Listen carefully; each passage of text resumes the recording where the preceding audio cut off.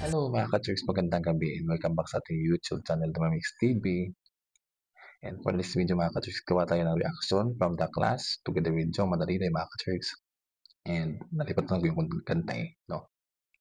And ito ay isa laban sa lahat kasi final 4 na. And ito na yung mga ka-Turks. Let's do. Ang titindi na ng mga concert level performances na napapanood natin tonight. Pero sigurado akong hindi magpapahuli ang trending R&B star ng North Cotabato, Jong Madaliday. Itong round 6, isa laban sa lahat. Let the clash begin! Hindi rin ako nag-expect na abot pa ako dito sa top 5. Jong, brother, I'm sorry. Sad to say, ikaw ang may pinaka-lowest score tonight. Nung nabottom ako, inisip ko na lang whatever happened, kung magtutuloy man o hindi, na magiging happy pa rin ako. Kasi ang point lang naman ng pagsali ko talaga is makita ako ng nanay ko sa TV, na-fulfill ko naman yun.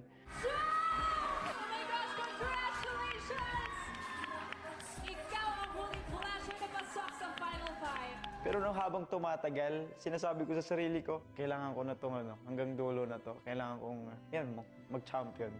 So Saya nga lang talaga ako kay Bill Mark mga ka-Turks na. Bill Mark talaga yung ating pinag-usapan na instead si Jong. Kasi isa din si Bill Mark sa pinakamatibay at pinakamatindi na kalaban dito sa The Clash. Ever since na naglaban sila ni Marian Osabil mga ka-Turks, sa totoo lang. Gandang-ganda ako sa boses ni Bill Mark. Very strong din siya and very competitive. No? Itong si Jong, makita ko sa season 1, ever since naman, marami na siyang nagawa din. Marami na din yung tumitingala sa kanya mga ka-Turks. Kasi ever since season 1 yung kay Golden Kanida, maraming may gusto sa kanya na manalo. No? But the consequences, binigay talaga yung spot kay Golden Kanida mga ka-Turks. Magaling din kasi si Golden eh. No? Hindi mo mapagkaila. Pero magaling dito si Jong Madaliday. Tuloy tayo. fam watching right now sa The Clash, ipapangako ko sa inyo, ay uuwi natin ang kampiyon.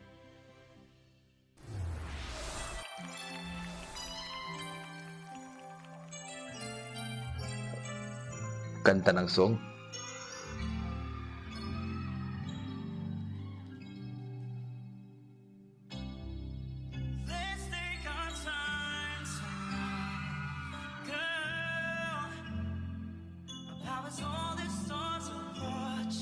Nag-ala Bruno Mars mga ka-Turks. Yung texture ng boses niya parang si Bruno Mars din.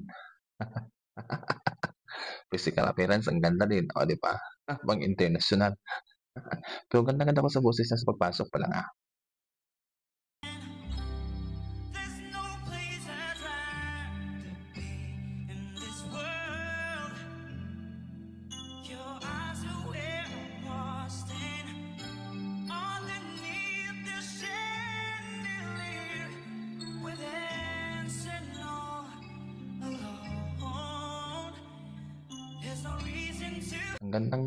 Ang ganda ng mga ngiti ng mga hurado ng mga judges ni Ay de las Alas at saka nila ni Miss Lutza mga Turks. Para sa akin, may kakaibang handog yung boses niya.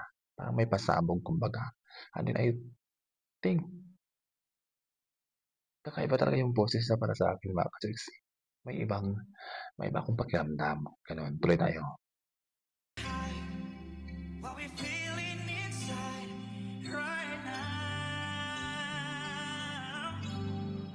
So baby, let's just turn down the light and close the door. Lock the thread, we won't need it anymore. Kinikilabutan ako sa taong to. Kinikilabutan ako sa taong to. No? Ganda ng texture. Stage performance nandun din. Very competitive din sa Turks. Strong talaga.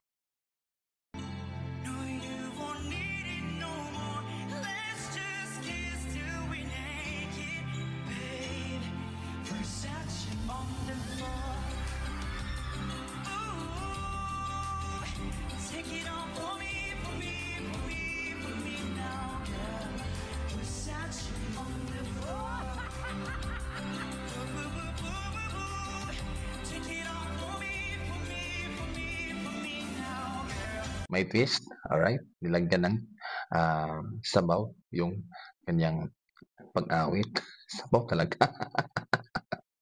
No, may twist at may nilagyan niya ng kakaimbang timpla para mas gumanda pa yung kanyang performance o stage, no? May pasayo pang nalalaman, gano'n.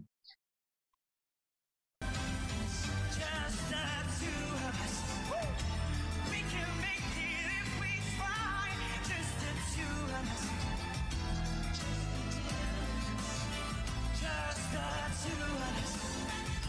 We'll be hustle in the sky. Just the two of us.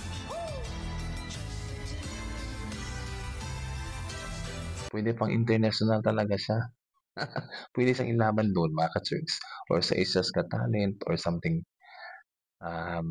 X Factor or The Voice. Pwede siyang ilaban, mga ka-Churks. Alright. Just the two of us. Just the two of us.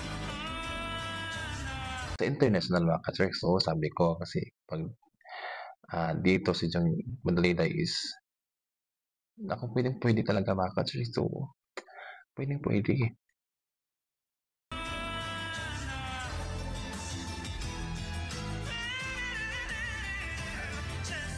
Ang ganda ng ano doon, ang runs niya.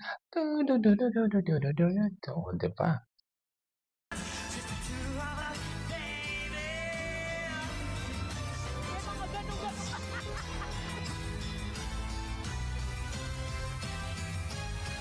So baby, let's just turn down the light and close Ah, the door. love that performance. I love that kind of voice that came out from his mouth, mga ka-Churks. I love that. The dress, we won't need it anymore. No, you won't need it no more. Let's just kiss till we're naked, baby. We're dancing on the floor.